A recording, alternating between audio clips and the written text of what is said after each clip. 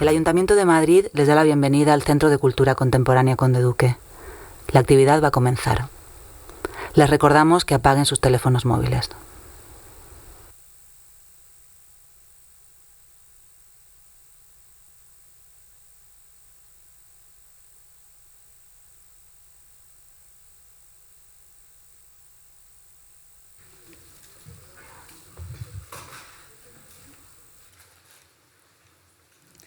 Bueno, buenas noches.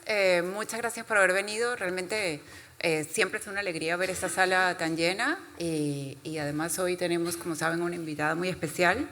También le doy la bienvenida a todos los que nos están viendo a través de las pantallas. Mi nombre es Gisela Echeverry y soy la responsable del área de pensamiento, de la programación de este centro cultural. Hoy tenemos a otra de las responsables de todo lo que ocurre aquí, que es Natalia, la directora, que nos ha podido acompañar hoy. Y bueno, como siempre, les quiero contar un poco qué hemos preparado para esta temporada. Voy a ser muy breve para no quitarle tiempo a la conversación de hoy. Y esta es la cuarta temporada de Pensamiento y lleva por título Fuera de carta para desviarnos de un futuro arruinado, porque queremos dar con formas de pensar que contribuyen a resistir a la fascinación y el vértigo de la catástrofe y a los miedos que ésta infunda. Así que apostamos por encontrar formas de desviarnos del camino que nos lleva a un futuro condenado de antemano. Comenzamos temporada en otoño, comenzamos hablando de nuestra creatividad y de las tantas inquietudes que augura la inteligencia artificial y además luego tuvimos como invitado al filósofo e historiador del arte francés Georg Didi Huberman, quien nos habló de los usos y significados de la imagen del mundo contemporáneo y cómo esas generan formas de pensamiento. Luego comenzamos 2024 hablando de nuestra relación con el trabajo, con las prácticas laborales que está cambiando y que es un cambio que supone un desafío en materia tecnológica, económica, política, social y sanitaria. Luego la sesión de la semana pasada, ya llegados a febrero, estuvo dedicada a la noche, cómo nos apropiamos de ella, qué lugares e itinerarios nos propone y qué espacios crea. Exploramos los distintos públicos que habitan la noche, los que descansan o quieren hacerlo, los que trabajan, los que hacen la fiesta, los que cuidan de ella, los que no tienen casa, y en medio de ese paisaje nocturno, cómo se despliega la escena underground, las fiestas, rave y los clubes. Encontramos una cultura de la noche que para muchos se convierte en un refugio y en un escenario de resistencia. Luego, en lo que sigue en abril, nos detendremos en la frágil relación entre humanos y no humanos, entre naturaleza, animales y humanos, con la filósofa y psicóloga belga Vinciane Despret.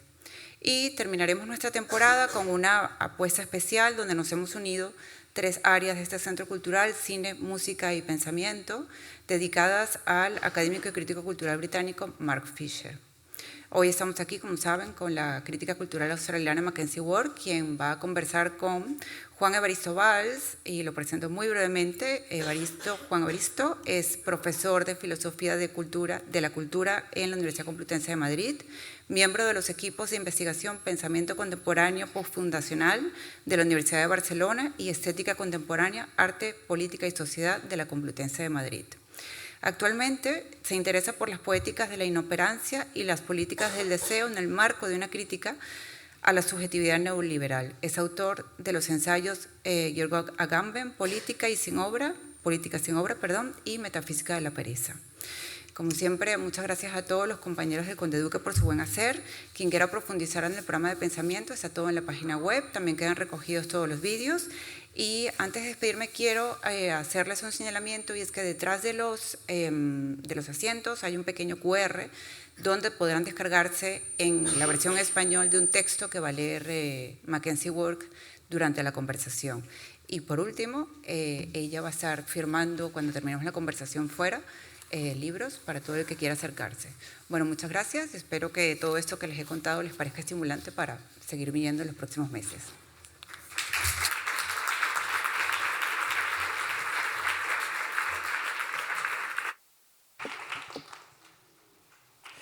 ¿Qué tal? ¿Cómo estáis? Buenas tardes a todos, a todas. Es un placer estar aquí con Mckenzie Wark. Voy a hacer una pequeña presentación y luego empezaremos la conversación. Mckenzie Wark es una de las grandes pensadoras de nuestro tiempo. Es profesora de Culture and Media Studies en el Eugene Land College of Liberal Arts de la New York School for Social Research of New York y desde el otoño de 2023 directora del programa de Gender Studies. Desde los 90 ha dedicado su pensamiento a reflexionar sobre las tecnologías del poder y las formas de subjetividad en la era digital y se ha preocupado por diagnosticar el fin del capitalismo para advertir la llegada de algo peor y el advenimiento de una nueva clase revolucionaria, la clase hacker, en libros como El capitalismo ha muerto, en Olobionte 2021, el recién traducido y ampliado Intelectos colectivos, en la caja negra de este año, una de las razones que nos congrega aquí, o el excelente Manifiesto Hacker en Alpha Decay 2006, por mencionar solo algunos de los títulos vertidos al castellano. En todos ellos, Wark despliega una escritura crítica, irónica e ingeniosa que se sirve de algunas de las propuestas más originales del situacionismo, sobre el que escribió La playa bajo la calle, publicada en Hermida en 2011, para ejercer una praxis textual basada en el desvío o el détournement, pero también para defender una law theory, un marxismo vulgar al alcance de cualquiera, una forma otra, más abierta, más viva y suspicaz de generar conocimiento, de hacer política con la escritura. Mckenzie Wark transicionó en 2017. Desde entonces ha venido cultivando un modo de escritura que ella denomina autoficción y o autoteoría, tácticas literarias, que no géneros, donde se abordan las dimensiones afectivas y conceptuales de esa ficción íntima y extraña que es el yo. Así, ha emprendido un viaje de exploración sobre el deseo, la afectividad, la transición de género y la posibilidad de formas no capitalistas de experiencia en textos salvajes como Raving, en caja negra este año, y Vaquera invertida, de la misma casa el año pasado, que ha sido considerada por Paul Preciado como una polibiografía en la que los deseos luchan por existir más allá de las fronteras del patriarcado y el capitalismo. Hace unos meses publicó Love and Money, Sex and Death, un memoir compuesto por cartas a amigas, amantes y familiares aún sin traducir. Todas ellas componen unas memorias desordenadas de la búsqueda de una identidad nueva, o quizá de una posición más allá de las identidades, una forma otra de relacionarnos, de habitar el tiempo y el espacio, algo así como un deseo más allá después del capitalismo. Su vocación política, filosófica y activista resuena aquí con una voz enérgica y atenta que sigue buscando, como dijera Debord, modos de vida deseables opuestos al capitalismo. So I was saying, Mckenzie, it's a great pleasure having you here. Well, thank you. Hola. Well, let's start our conversation with a very simple question, Mckenzie.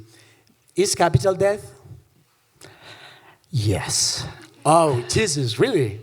You can all go home now. So the proposition of my book, Capital is Dead, is what if it's not even capitalism anymore, it's something worse? So, modes of production are always multiple and overlapping, and you might notice that much of the world is still run on capitalist principles. But what if there was another mode of production on top of that and parasitic upon it that was attempting to control the whole value chain, the whole production process, through ownership and control specifically of information? So how then would we think that as a distinctive kind of class power? And then what forms of class antagonism does that create with those of us who are producers of information, from whom the value of what we produce is being extracted? So that's the thesis, if you like, or the thought experiment of Capital is Dead. So there's a kind of new class struggle that goes on the other ones, on the classical ones, so to speak, the struggle between Victorialist class and what you call the hacker class, right? Could you tell us more about this hacker class? Because we can see very clearly this idea of the commodification of information, right? And I'm very sure that many of us here as hackers, as information producers, so to speak, but in which ways the hacker class could be not only a new subordinate class, but also sort of revolutionary class? Well, and one could think whether modes of historical change might also be something else now. I mean, it's kind of striking if you kind of actually read the Marxist tradition, or if you read the labour movement tradition, one of its central questions is the peasant question. So how is organised labour to have a relation to another subordinate class? Peasants, farmers, call it what you like. And the successful Marxist revolutions were in peasant-centred societies, was in China and Russia. So it was always a tradition that had to think multiple classes and diagrams of class alliance and things like that. So what if we continued in that tradition and thought, oh, okay, so the question now, like, the peasantry hasn't gone away, it's still there. Yeah, like the struggles of farmers is still a central struggle on the face of the earth. Although they find that their land is being taken away not just by landlords, but by the use of financial instruments, by sort of global entities for which they don't even have a face. So what if we thought what the relationship is between those who are doing labour, which under capitalism is sameness. Like the whole idea of capitalism is to make labour the same so that you can quantify it and extract it and exploit it. But those of us who produce information, our job is to produce difference. Yeah. If information isn't different, it's not property. It's just more of the same thing. So how do you form alliances around that? What forms of action are available to those of us who are information producers in and against what's still an exploitative and extractive kind of system? And maybe there's some leverage in even just naming what classes are. And Marx did us a great favour by trying to come up with names, even if they're names that in English are incredibly hard to spell. My students can never spell bourgeoisie properly. God, I wish he'd called it something else. Capitalist class. Well, he did, all right. So I thought, what do we call it? Vectorless class after... Vector is a word in most European languages. It means more or less the same thing. A vector in geometry is just a line of fixed length but no fixed position. It's a way of thinking about information or the techniques of information as having certain kinds of affordances but a certain kind of openness and flexibility. So what if the main form of domination control was now control of the information vector? How would we then think through what politics is, what culture is, that sort of thing? I see. And actually, one of the questions that you address in that book is the problematic idea that capitalism is something eternal. Like, we can talk about post-capitalism, neoliberalism, but in a way, we're assuming, unfortunately, that it's something that never ends, and this is quite of the problem.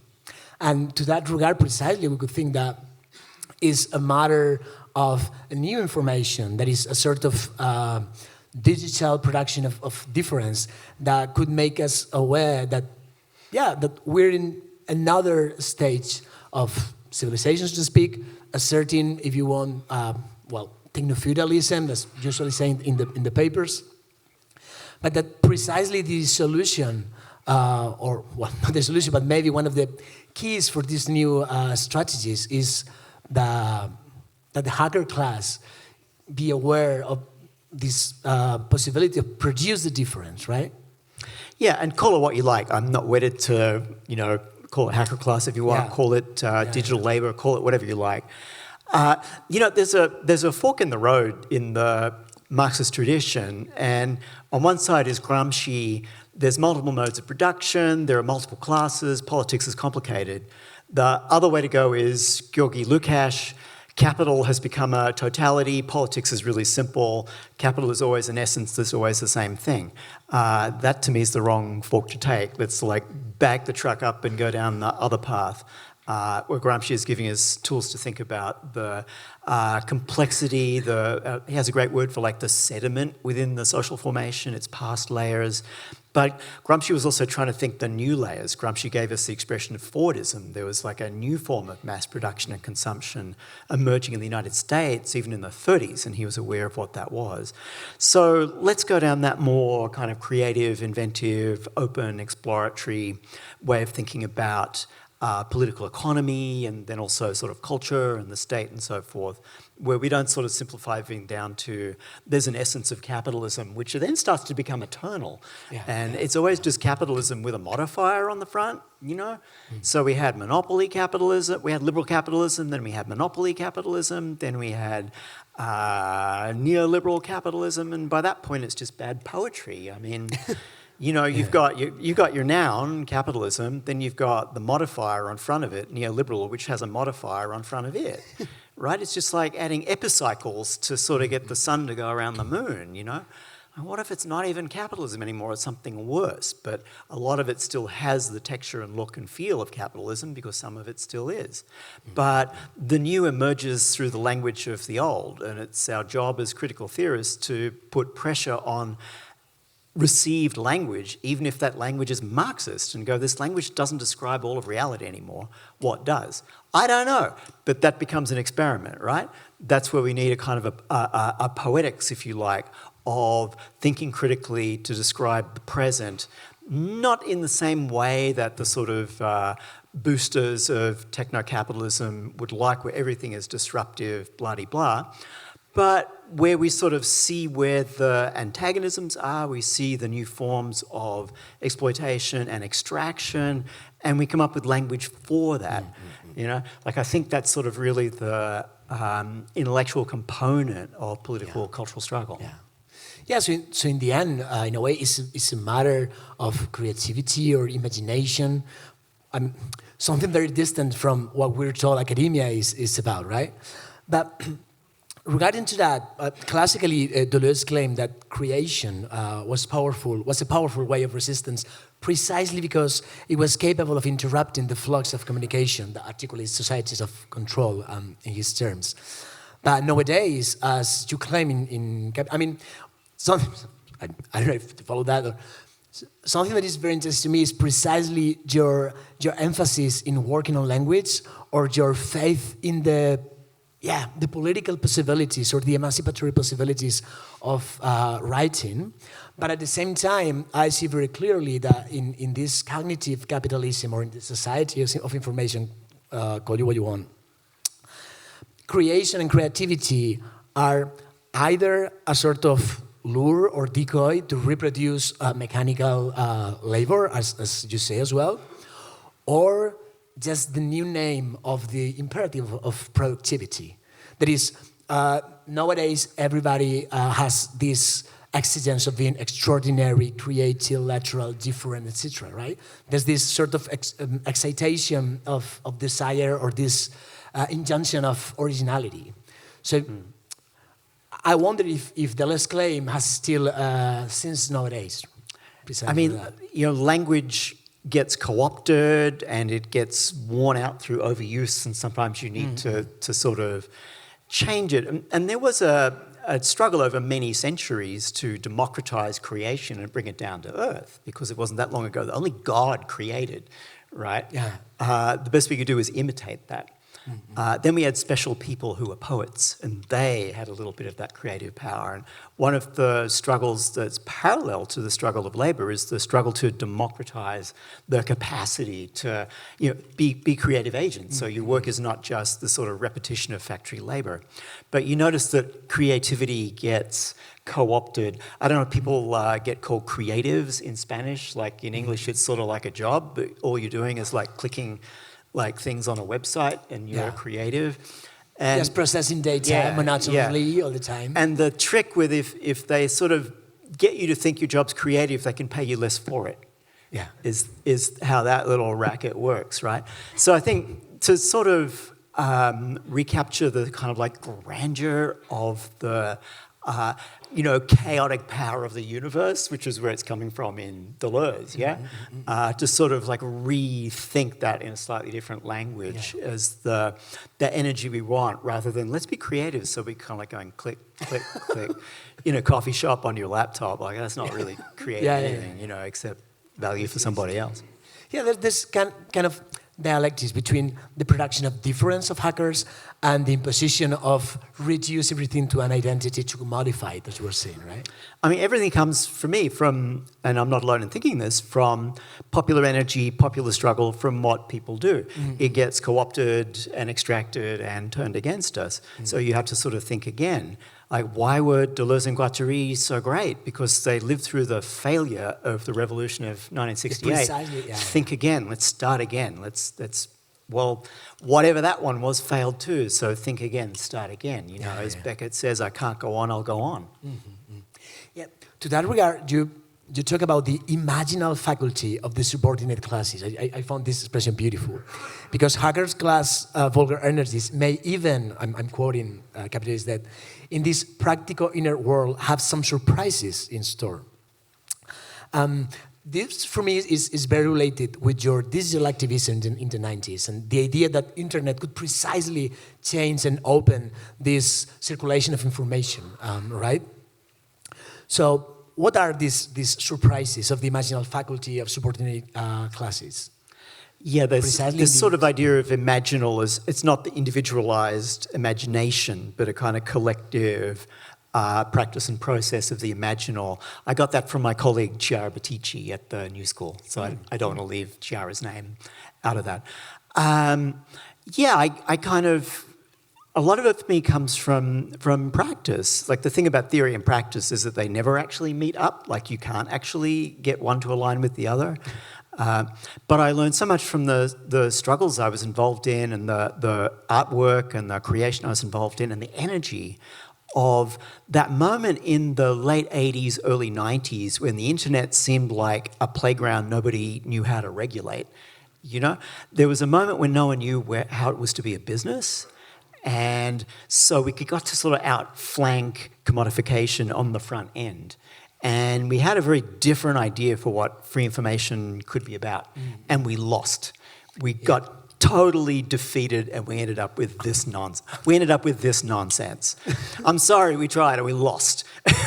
But to me, that was that moment of like, oh, we need to rethink media theory. We need to like rethink what labor is. What's digital labor? Like, what does it mean to write on the screen rather than on the page? Like all this work was done. But now I think we have to go through, all right, why did we lose? Where did we make mistakes? Let's start over. Actually, you mentioned two defeats, so to speak, right? 68 and this other one. Sometimes the way in which the left think about contemporary history is a sort of history of defeats. And maybe it's because of that melancholia is so important to them, to us, to the left, right? As this continuous relation with something that is lost. But at the same time, I think that melancholia reduces, I don't know, our critical protest capabilities, right? So I don't know if we could do history differently, if we could think about other affectivities, to think about May 68 or the question of internet not as a defeat, but rather, I don't know, as a sort of event that haven't finished yet, following Deleuze again. I mean, you know, Marx already said it, it's in the 18th Brumaire, yeah? It's like or is it in the Civil Wars in France? Like every revolution fights in the language and regalia of the previous one. So, all right, well, how do we not do that? Like, how do we kind of move on and connect the energies of social movements and the energies of avant-gardes as never being the same thing, but as being parallel and as having a relationship and always a relationship of difference and tension with each other. And I kind of want to have a foot in both camps. Marx was a brilliant writer. Like the poetry of it is just amazing. And he's like coining expressions. It's full of all these gags, all these jokes. And then you sort of read the textbooks later and all of that gets erased. And it's this language you're supposed to keep repeating. And it's like, that doesn't really honour what this tradition is, let alone that sort of avant-garde tradition of all right, let's, you know, sort of find a way out of the cul-de-sac of the language that we use by making language new again. Yeah, actually, if you go to, for example, Capital, Book 1, you find a lot of Gothic romanticism, even theater, right? Like this dialogue between the proletarian and certain Mr. Bonifax. But it's true that then it's as if you put all this beautiful literature in academia and all you get is papers, right? Like a bad digestion. Regarding to that and regarding to the last book that has been translated into Spanish, General Intellects, and well, also your idea of law theory, I was wondering about the difference between, so to speak, education, knowledge, and academia, right? Because we tend to identify everything with academia, but then academia is this sort of dead institution that only produces papers that nobody reads? You know, I want to defend academia as someone who's in it. We're both in it. Enough with the self-hate, honey. I see. The Academy has this very important function of attempting to, and I'm thinking of the Humanities Academy, of attempting to sort of stabilize what we know about language, about the past, about, all of that's very, very important. We sort of then tended to assume that that's automatically a politics of culture, and maybe we need to do some other things as well. Maybe it's not that easy to be a Marxist professor. There's a irreconcilable tension and contradiction that one should at least acknowledge in that.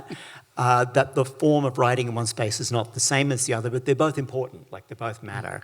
I don't know about here, but the university is under this massive attack from every single direction in the United States, and it might disintegrate in my lifetime. I'm not prone to hyperbole, but it's that bad.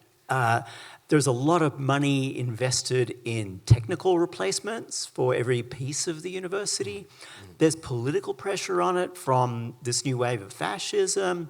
There's financial pressure on it. It's a debt-based model of education now completely, so students are peons already. So I really want to defend the university from that pressure. At the same time, to sort of go, we might have done a little bit of harm to certain critical theory traditions by only having them reproduce themselves through the space of the university, where, your job as a scholar is to prove that you know Adorno and can reproduce him, right? You're not really encouraged to do something new. But to thread it to this book, General Intellects, which is collective intellects in Spanish for very good translating reasons. What I was trying to do was think of a different model to that. I think of it as the succession of the sort of apostles version of, here are the great men of critical theory, one after the other. Oh, and a couple of women, and they're all white. Let's not do that. Of course, I went to the Prado yesterday, and it's apostle, apostle, apostle, and it's why are we doing that in a secular university context? So is there a different model of thinking about a kind of collaborative knowledge production where we're not looking for the one universal theory of everything, but we're looking for the productive, interesting gaps between different theoretical practices that come from different knowledge practices that come from different experiences of the world. And in general intellects, or collective intellects, I'm not trying to synthesize them into one point of view. Well, I am showing all of those, I think, interesting thinkers from my point of view. So this is my reading on, I forget who's in that one now, Donna Haraway or Preciado, Berardi. Yeah, Paul Preciado's in it, yeah. So that's how I read them, so you can sort of see a connecting thread, but I'm not saying I have a superior perspective to them. I'm saying that's an angle from which you can perceive all of those as intellectual resources for doing different kinds of work. It's kind of your personal bookstore, your personal library, right? In a way. A little bit. I came from seminar. I used to teach a seminar for master's students, and that was it. Actually, the book is dedicated to them, right? For Yeah. my students, the collective intellects of the future. Yeah, exactly. I had these wonderful students at the New School, and I made them read a book a week. And each chapter is my 4,000-word summary of one of the classes that we did. I see. Of trying to equip people for what are sort of intellectual resources, most of which from the university, but not all. Some are from the art world or other sort of spaces. Paul Preciado's from his own space in a lot of ways. I see. Yeah. No, that's great. That's great. So that's collective, which I'll be outside signing them later, by the way. Yeah. I really like a lot the way in which you wrote the Hacker Manifesto, precisely because you were using some, we'll talk about later, some techniques of situationism, like a sort of the tournament, like taking classical Marxist texts or from Marxist tradition and reverses them to make them more actual, more useful of today. And this is a very good example, I'd say, of what you call a law theory. There is a new kind of theory. You say a theory as interesting, as strange, as poetically and narratively rich as other kinds of literature. And yeah, how could you describe this law theory? I guess that Yeah. the tournement could be a way of doing that, but the very idea is to go from the base. It's one of my models, yeah. Yeah, Hacker Manifesto came out in Spanish with Alpha Decay. I'd love it if Alpha Decay put it back in print, because it went out of print. Yeah, absolutely. It's a book I wrote in an imaginary language that I call European, which is equal parts Church Latin, business English, and Marxism. So it's a book where all of the editions are equally correct.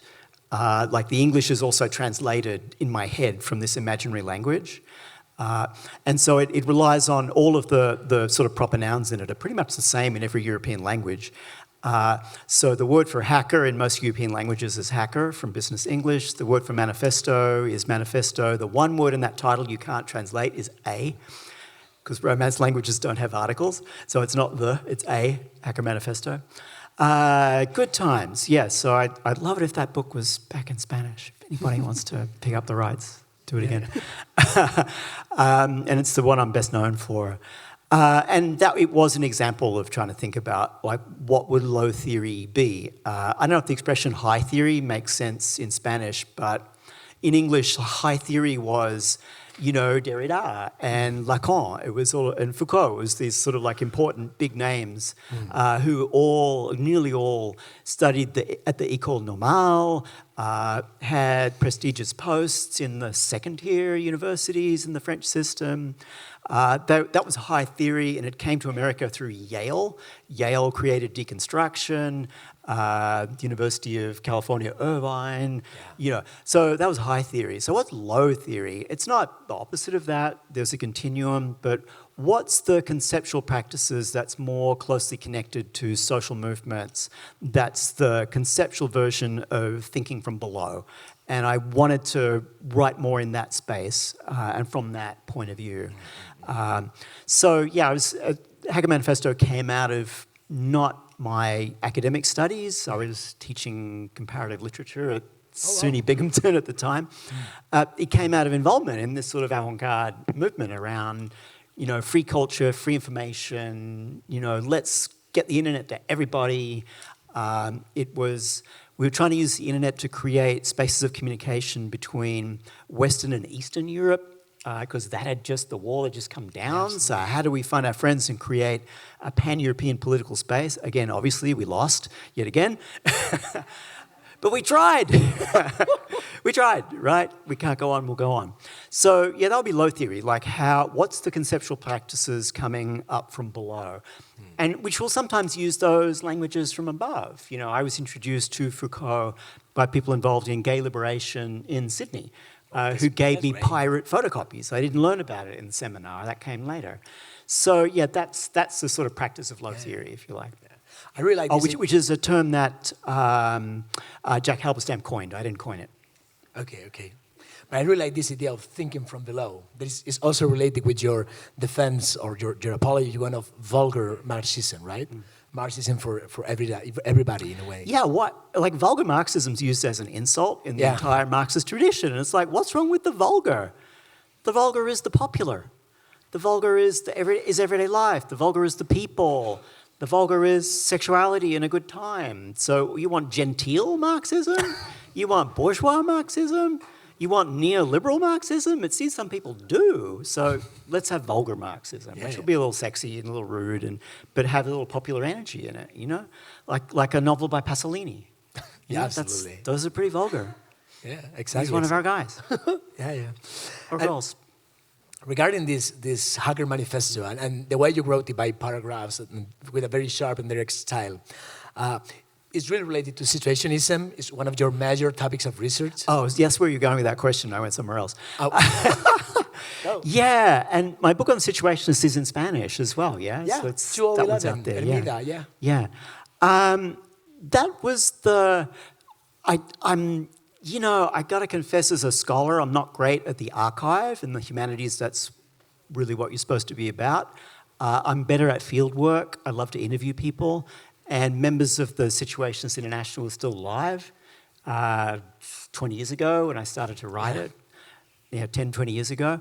So I thought that was the last synthesis of the Marxist tradition and the avant-garde that try to rethink in the contemporary what capitalism had become as society of the spectacle, and then a series of practices starting with détournement and dérive and all this stuff, what you do about it.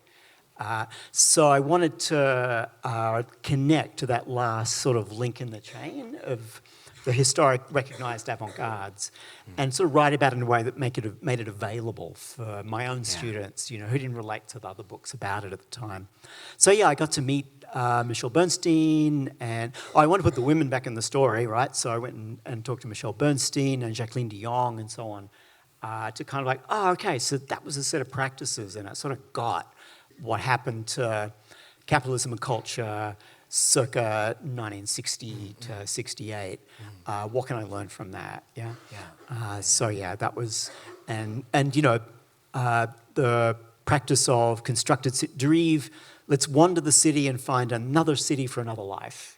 That's it. What's the city if you don't have to work in it? And if you don't work, then you don't have leisure, which is just more work.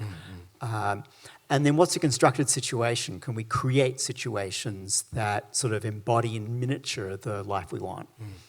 Yeah, I mean, this is one of the main ideas of situationism, right? Like the goal of art and politics were the same, that is to change our ways of life. And this would be the way to transform the world, like the classical... Rimbaud said, change life. So that, yeah. Change life, really, yeah. I mean, I think I've always believed that this sort of claim is very useful for nowadays in these times of neoliberal affectivity, of the precarity of bounds. And I consider that Guy Debord's claim of finding other desirable ways of life different from capitalism, and his idea of destroying by all hyperpolitical means, I'm quoting, the bourgeois idea of happiness, is still very important nowadays, precisely particularly because of the ways in which happiness is a sort of obligation for everybody. An obligation that appears to be an idea of plenitude of life, but in the moment in which you're still looking closer, has a lot of ideas about how to live, right? That reproducing the same way of life with a family, with a job, etc. So, in which ways can we develop this project today? I mean, where and how can we find, or rather create situations that contain, alternative or non-capitalist forms of experience?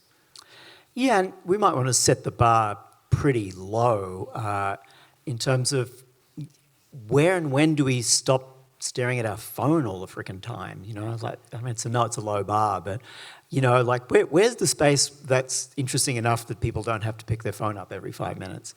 That, which I hope is here tonight, but I mean, so I'm sort of, it would be great if we could create revolutionary situations, but I'd settle now for just something that stops us from participating in the extraction into that energy and that machine. Yeah, I mean, I guess that the main problem is that if we are involved in this sort of affective or emotional capitalism, the most beautiful of our feelings, I don't know, euphoria, joy, even when we have the feeling of happiness, are, as you were saying, captured and extracted for this machine, because we have to be motivational and happy workers. We have to have a project or a dream job and all that, right? So it looks like to intervene in this affective structure is the arena, so to speak, of the revolution we have today to be done. Well, what would be a better everyday life? And it wouldn't necessarily be anti-technical. Maybe it's just a different relationship to a technique that makes possible different models of social interaction, which are not going to be utopian, So my other book that's out now is Raving, and rave is not utopia. I get asked these questions when I talk about that. So the rave is utopia, isn't it? I'm like, it sure as hell is not. Because every social contradiction comes through the door with everybody. Everybody brings their antagonism. Everybody brings their racism, their transphobia, all this nonsense, But still, sometimes there's a little space there where you work through all that in a different way. where different kind of conventions, different kinds of social interactions start to become possible, you know.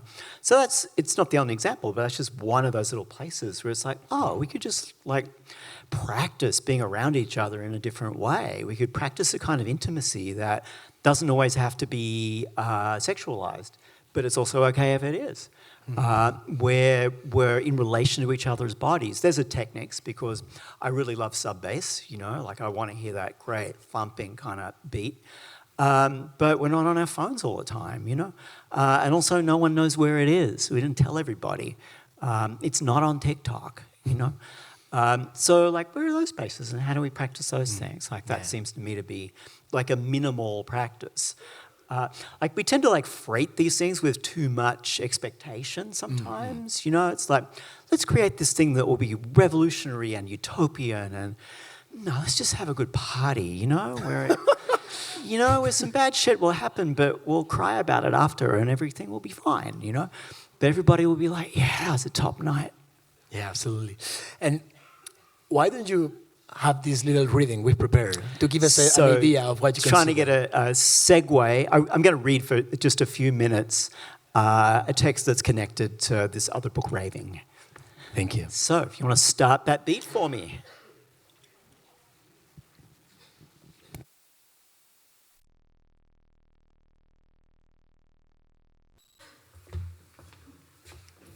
There we go.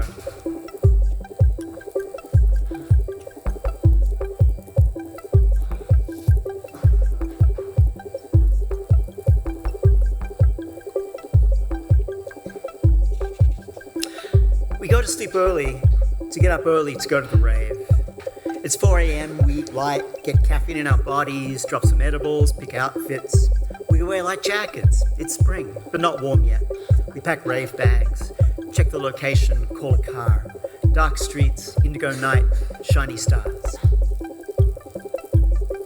Doorman knows us, love is energy. Our glasses fog up, we can't see anything. We hear everything. Feel everything. We greet friends and hug them. We buy water. We put in earplugs. We're ready. We always go for the front. We like the feel of the sub bass. We like the breeze off the big bin. We try to find that place in movement. It takes a while. We go into the sound. We let sound into flesh. We're moving, but we're not quite there. We hate everyone around us. All the other humans are annoying as fuck. You're all so annoying. You have your phone out. You are talking loudly. You won't let the beat in, won't let it fuck you. You are joined at the hip, a couple form, ignoring all others, zagging across the room like a Roomba. You're all so annoying at first. We try a different spot. It's better over here, less annoying. Now it feels good. Everyone here is dancing. We're all dancing. Dancing is all we are. We sense each other's bodies around and let a little of each other in. We're in this together, whatever this is. It's a time where everything is a friend. How long have we been here? How did we get here? Into this other wave. We're in a pocket in time where there's more time. We're in a sideways time that spools off a slant. We go into weightless days, seconds, millennia. On the other side of the measure of beats is a time without measure. We're in a time of dissociation, not the bad kind, the good kind. We're out of this world. Those thoughts are still here, they don't bother us. Those feelings are still here, they don't bother us. This body is still here. We can endure this gendered flesh. We go hard, we are gone. Then we're back. How long will we out of this gravity time? We're thirsty, we're tired, we ache. We take a break, we get water, we eat the chocolate bar we always bring. We find a spot to sit. We make out, we kiss. We touch each other's sweat and flesh. We sense the heat, the vapor of bodies. We feel the bodies all around, separate yet here, swirling into the same air, fog and sweat. It's hot. We fan ourselves. We rest. We go again, we dance again. We're gone again into the sideways time, the sidereal time, out of orbit. We drift away from ourselves into that other time. We are away with the edgewise tide. We forget. We have a lot to forget. We have time to forget. We have a world to forget, a world in pain. The whole world has dysphoria. We go out of the world and its crooked seasons. We go to another. We go to the era between one beat and the next beat. We love techno because the beats come fast, so there's much more of that slanted other time folded in there. We feel the light changing. Daylight is coming. We dance some more and then stop. We're out walking the streets of Brooklyn. We're in this big sky. We have electric skin. We see birds flocking. We see the bird rave in the early light. When the birds rave, they don't even bump into each other. We're back now. We close the curtains. We drink water, eat raspberries and pistachios.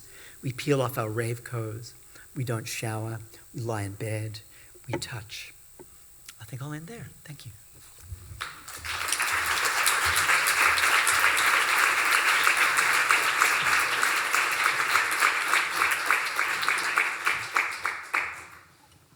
Well, thank you very much, Mckenzie, for this gorgeous reading, this kind of ritual of going to a rave.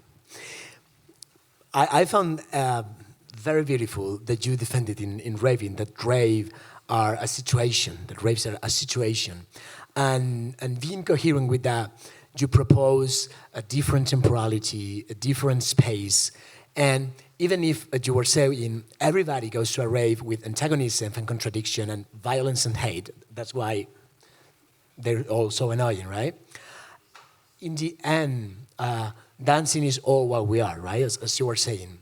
So, yeah, I don't know, I see in raving this situation where new bounds, new affectivities, or if you want, as Mark Fisher was saying, a sort of post-capitalist desire or post-capitalist affectivity even, a way of being together, may arise, right? I don't know what you think about that, about the revival of techno and raves, at least in Spain.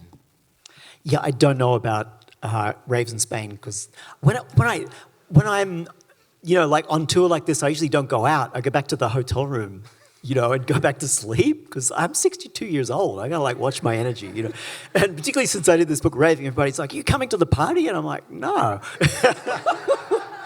I did that in Brooklyn where I can walk home, So we get Spanish DJs come through, right? So I'll hear them back in New York City. So raving was a sort of bit of a love letter to rave culture as I experienced it in New York. But it turns out the book resonates with people all over the world because it's everybody's got their own scene going on, So there is a kind of transnational language that we're speaking there, if you like, or if not, languages that connect, I was fond of Mark Fisher. We did a couple of events together. This book partly responds to a project Mark didn't get to complete, which is on acid communism. There you go. The thing about that is that Mark didn't do acid. It's sort of in what he wrote about it. So it was sort of conceptual, it was a metaphor. I really do ketamine. And, I'm out as a recreational drug user. And so this book ends on the concept of ketamine feminism as a sort of to be in dialogue with Mark. Because you kind of need a practice. And I'm not advocating that people take drugs. That part's strictly optional. But how do we get off that relation to the page and sort of into some other practice that enables us to then kind of rethink what the theory could be, And the other very different, and this will sound a little pretentious, point of reference for raving is Nietzsche's Birth of Tragedy, because as many of you famously know, it starts with Nietzsche's opposition between the Apollonian and the Dionysian, yeah? And the Apollonian is the world of dreams, and now maybe the world of cinema. The Dionysian is the world of intoxication, and maybe the world of dance.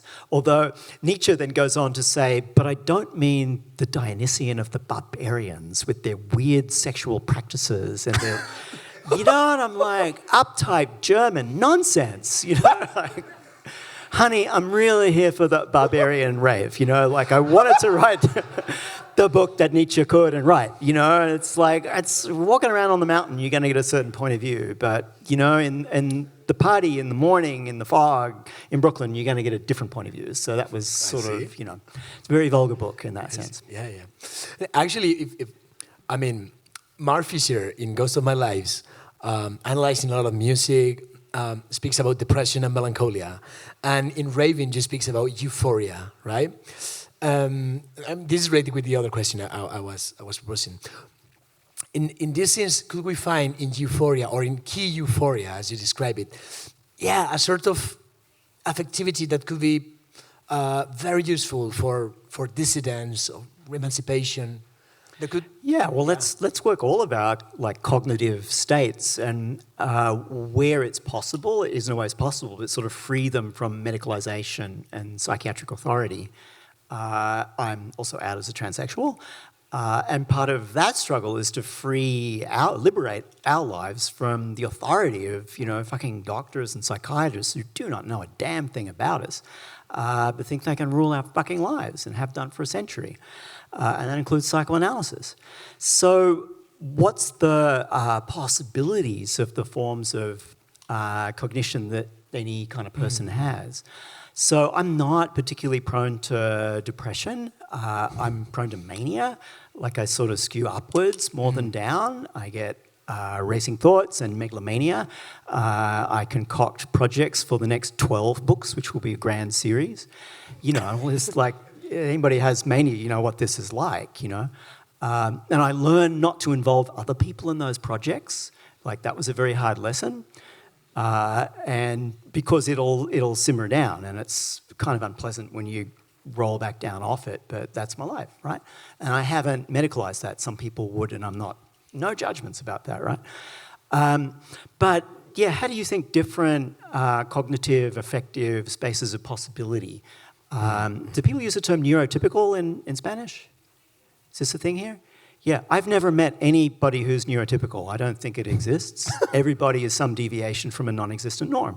So let's have at that. Raving is mostly a book about the aesthetics of dissociation. And dissociation is a bad thing that people who have had traumatic events in their life sometimes get. A lot of trans people dissociate because of gender dysphoria and our higher incidence of traumatic life events. And it's mostly bad, but then sometimes it's also good. It's like an ability. You're just not there. Like, you're not present. And you kind of experience relations between, you know, thought and embodiment and situation differently. And so raving is a sort of aesthetic of forms of dissociation that I'm also letting play a little bit metaphorically in the way that, and one should do that with care, yeah? In the way that one uses, way Deleuze and Guattari talk about schizophrenia, or Mark Fisher talks about depression. Let's think about what the dissociative is like if we take it out of the strictly medicalized frame. Yeah. It's a set of aesthetic practices, and it's maybe a state people seek at raves. Like particularly with techno, will get you into that space where you're kind of like no longer there. Anybody had this experience? You're just kind of like there and not there at the same time. And then I found 4 separate dissociative aesthetics, and that's just the beginning, you know, like there's dozens. You could start to reread past literature and find them in there.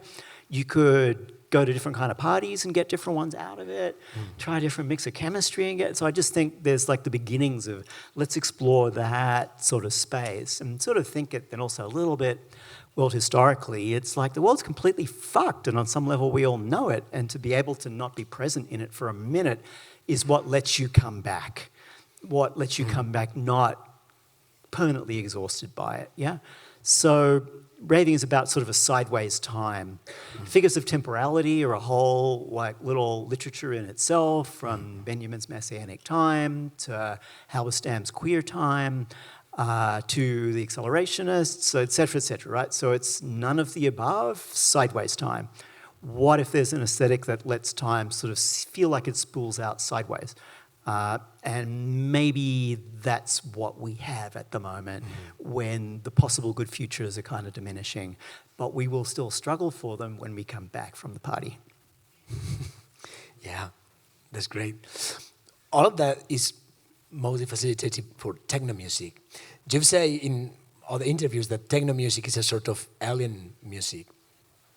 And I think this is very clever because maybe it's related with this idea of dissociation in a non-medical sense, and hence in the ways in which perception, recognition, even interpellation takes place at the dance floor, at this young space that is a rave. One of the things you point out in the book is how the ways in which people see and are seen changes in a rave. You make the difference between cis gays and trans gays, queer gays. Could you explain us a bit this kind of transformation of the ways of seeing that are not only aesthetical but also with ethical and political implications, since it's about recognition? Yeah, there's two things there. I love all kinds of dance music. It's just most dance music is for straight people. And then there's house music, which is for gay people. Where's the music for transsexuals? Also, you know, I love house music. House music is black music, and it's church for people who are not allowed to go to church anymore. You know, like it has a very particular connection to a spiritual tradition. That's not one that I come from. Techno is a music that sort of started with actually kind of like middle-class black guys in the suburbs outside of Detroit who were being kept off the street by their moms so they wouldn't get fucking killed, making music with machines in their basement, you know? It's like, oh, this is a music that's about the machine, and it's a lot more secular than house music. It came into the public through black gay nightlife, you know, like they first got played in Chicago, and it became, they still call it EDM here.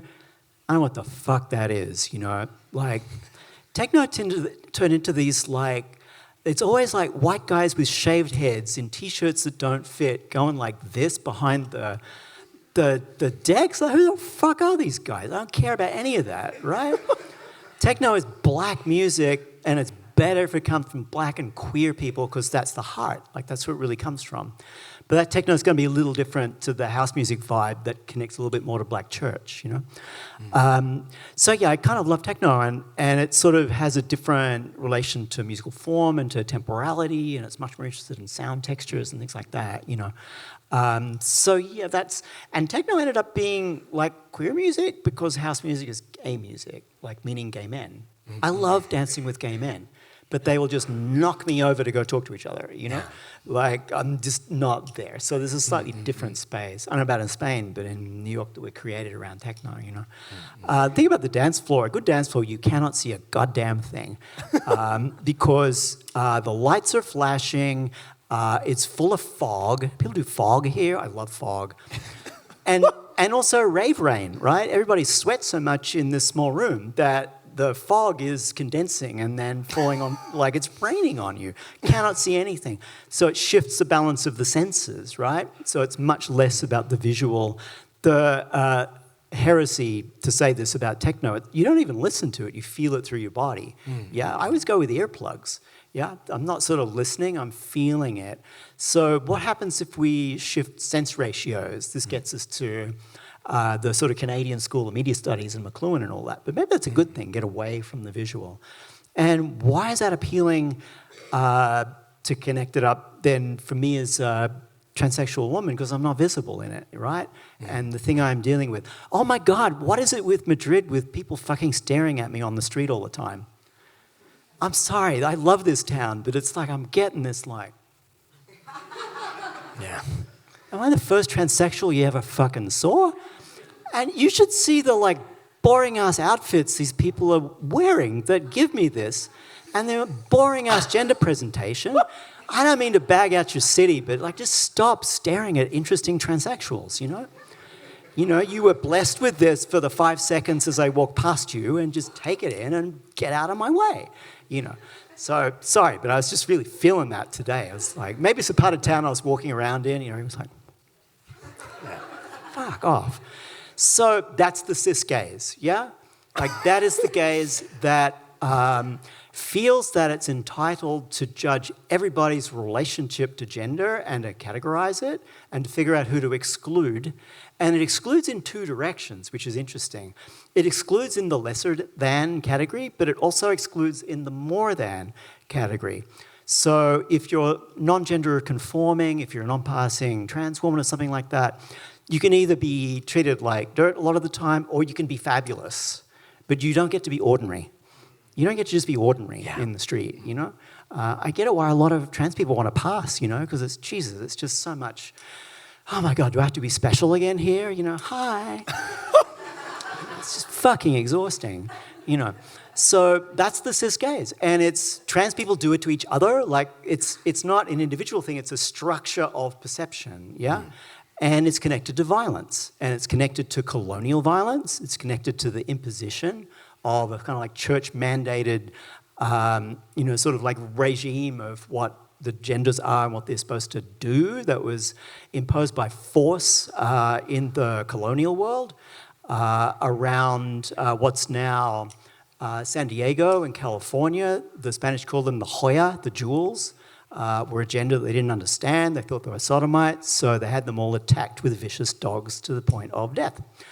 So, you know, you can imagine I was in my feelings at the Prado yesterday of kind of like, oh yeah, this is all the portraits of all the people who murdered my ancestors. Great.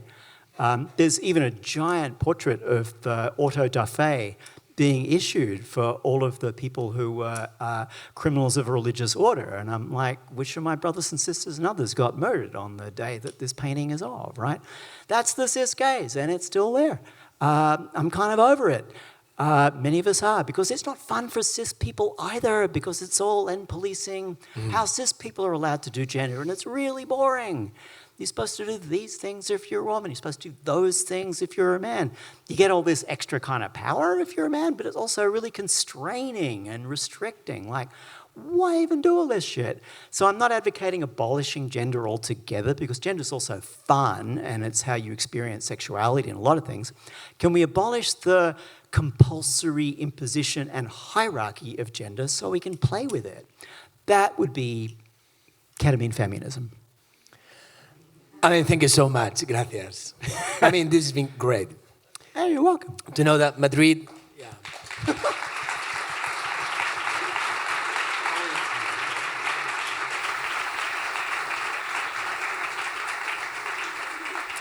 I do also love being here. I don't want to give you the sense I'm just banging out Madrid. You know, it happens in a lot of places, but it's got a weird vibe here.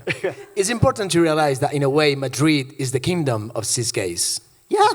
Very important to take it into account. It's like centuries of it. I'm from another empire, right? So I'm not letting the Anglophones off the hook with that nonsense. You know, like my ancestors went over the planet and murdered people for a bunch of reasons as well, you know. So it's on a lot of us. Yeah, absolutely. Well, let's move to autofiction. Very related with raving, but also with reverse cowgirl.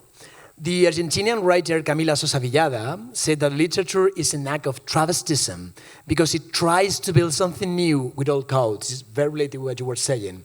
I think this very claim is related both with Debord's idea of the tournement, but also puts in question or makes us to think again this Audre Lorde affirmation that the master's tools will not dismantle the master's house, right? There's a whole discussion there about a new poetics, bringing us a new politics, right? I strongly believe that writing is engaged with the horizon of alternatives and with the possibility of new worlds and new desires. So my first question is if you could agree on that, and how can we guarantee that literature is a space for the production of difference and not for the reproduction of the same? Yeah, love Camila Sosa Villada. Anybody read this author? Highly recommend. Who, fortunately, there's 2 books in translation that I managed to read. and who would probably describe herself as travesty rather than trans, and I sort of respect that difference. I don't want to imperialize my kind of Anglophone version of transness on her kind of Argentine experience. Yeah, like what if transsexuality happened in literature all the time and we started to sort of take away the assumption of the cis writer and started to complicate that a little bit? Maybe when Flaubert said, Madame Bovary, c'est moi, we could actually take that literally on some level, literally and literarily. Like, what would that mean? That one of the boundaries literature can cross is gender. It makes it look much easier than it is. Queer theory's got a lot to answer for in making transness as sort of just an aesthetic of the evanescent and the fluid and the changeable.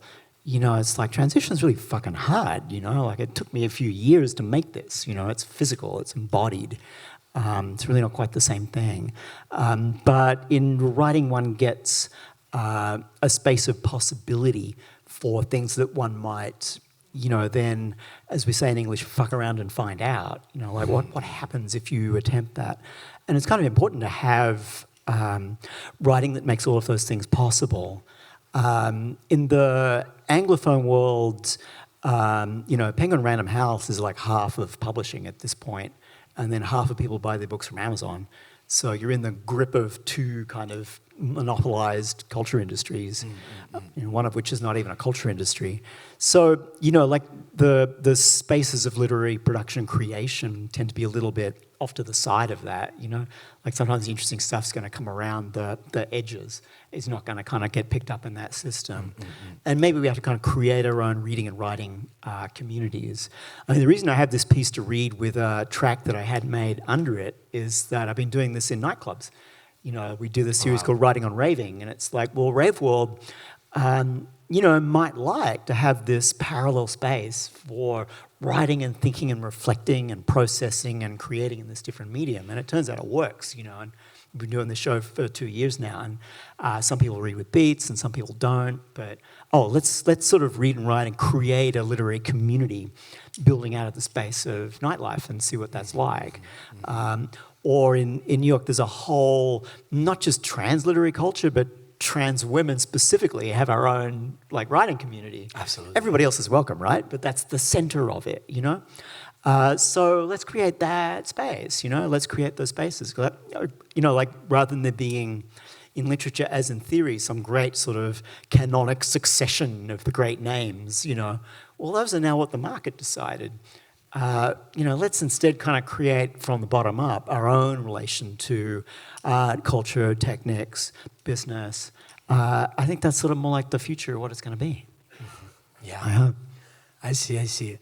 And Reverse Cowgirl is one of your major autofiction works. And you have recognized writers such as Jean Genet, Marc Garitois, Annie Ernaux, Gloria Anzaldúa, Audre Lorde, or Leslie Feinberg as your references of this autofiction, auto theory.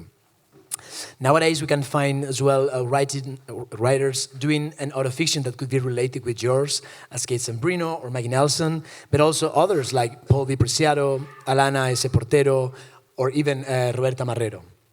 How would you describe your process of writing? How do you sympathize with this kind of community of writers? I mean, what happens with the autos while writing autofiction, and in which ways this could be understood as a key part of this key feminism? Yeah, I have sort of theoretical differences with Paul Preciado, but God, I love the writing. Sometimes there's sentences and they just flip from the descriptive to the conceptual in the same sentence, and I'm like, how do you do that? Even in translation, it's kind of magical. And then Annie Ernaux just won the frickin' Nobel Prize. Anybody read The Years? That book's amazing. It's this entire history of post-war France from the point of view of this provincial, and that part's important, intelligent woman who, sort of tracks her whole generation from the edges of French culture. I love it that even when she made it, she didn't move to Paris, she moved to the suburbs outside it, just never quite on the inside there,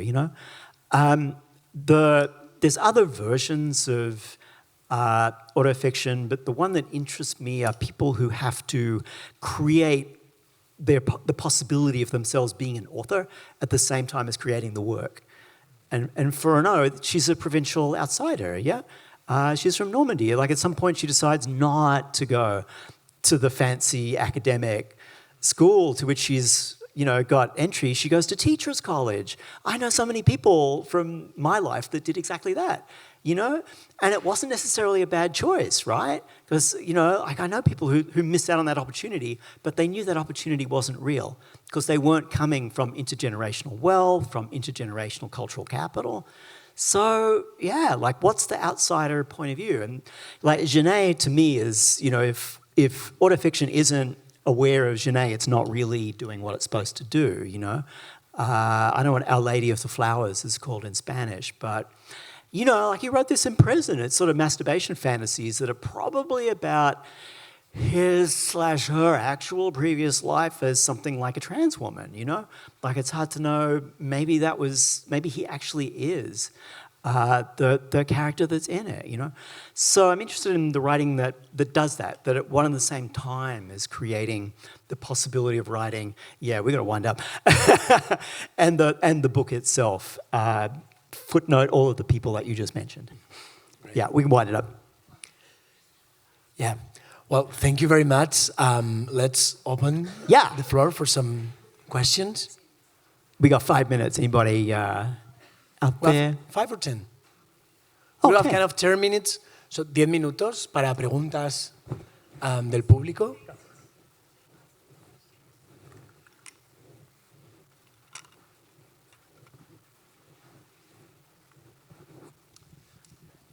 Any questions, comments, insights? There.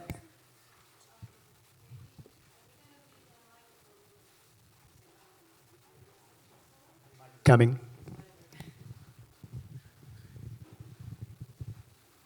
Hello, thank you very much. I have a very specific question. How does your writing relate to the notion of time? And that's it. Thank you. Awesome question. That the real answer would be the whole 10 minutes, so I won't give that. I was raised on modernism. I'm just, provincial, middle-class white trash from a town you've never heard of, who got to go to college and all that. But I didn't have a culture or a past, so I believed in modernism, like I believed in the future. There aren't really the futures going to happen of the kind that I thought were possible when I was younger. So, like, a lot of the work is trying to think through what's a kind of adequate figure for time now, and it lands on this sort of aesthetic possibility of sideways time in Raving, but like sort of all of the books are sort of wrestling with different figures of temporality, nested in a book that isn't in Spanish yet, Molecular Red, like geological time. That'll really fry your brain trying to think. Historical time is just nested in geological time. And the way I explain the Anthropocene is, what if geological time was now moving faster than historical time? We're kind of screwed, but that was going to require an enormous amount of energy to kind of think. So that would be a couple of keys to where we would go with that one, yeah. But thank you. Other questions, comments, insights?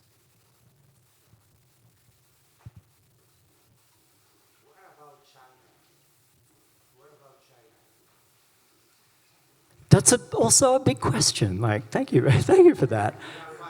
Yeah. I went to China in 1987 for 6 months, which just blew my mind as an experience. And that was the beginning of what became the China we know now. Like, Deng Xiaoping had just opened the open door half. And you kind of see something accelerating towards a different kind of being. And I think there's at least, no, it's in the other book.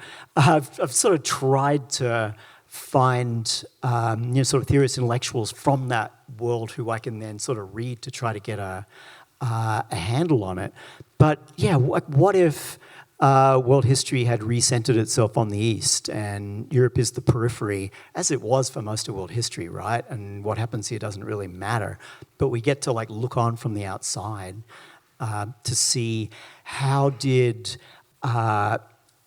firstly, you got to admit, Leninism turns out to be the most successful political creed ever, given that the biggest state on the planet is run by freaking Leninists who just made their peace with power. You know, they didn't actually want the revolution, they wanted power, and they got it and kept it through a truly astonishing history. They're still freaking there, you know. So all this stuff about, oh, this is all, no, it's like, it's not from the past, it's now. But it's a giant piece of imperial state formation that's in the process of trying to rewire whichever parts of the globe it can get its hands on into a production, distribution, consumption, and information matrix that would be an alternative to the one that we're all in. I have no idea if it's going to succeed.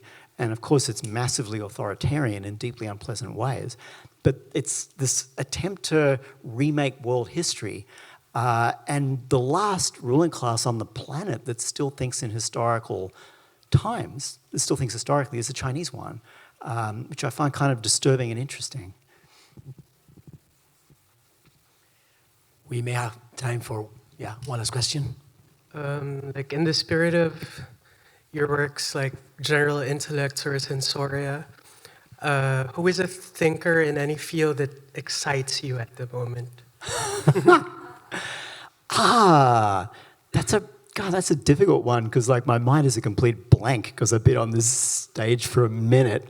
I don't know. And it wouldn't be anybody new. I was thinking there's a whole bunch of Stuart Hall that I haven't read. And Stuart Hall was like massively important to me in the 80s, but I didn't have access to all of the works, and they're all coming out in book form. Anybody know Stuart Hall? I was director of the Centre for Contemporary Cultural Studies at Birmingham. I think I'm going to deep dive into Stuart Hall. And the other one is such a weird suggestion. Regie Debray has a theory of media that's much better than people credit. He's just this fascinating, indefensible character who studied with Althusser, then put himself at the service of Che Guevara's version of Latin American Revolution, and when that didn't work, Allende's version of social democracy, when that didn't work, of Mitterrand. So I'm always interested in these like somewhat compromised figures, but whose practice involved attempting to engage with power. So I've been reading Debray again, super interesting theorist of media, and he kind of got it in ways that, I don't know if Friedrich Kittler is as big in the Spanish world as he is in the German or Anglophone ones, but it's a different way of thinking about media and where that ended up. So some like offbeat, older suggestions. And who should I be reading now? Like, I don't know. Like, anybody got any thoughts on that? I don't know. Okay, anything else? I think we're getting the wind-up gesture. Do we have time for one more? Okay, a super quick one. Love it. I love all dance music. Minimal techno is just my preference. Well, thank you very much. Thank you, everybody.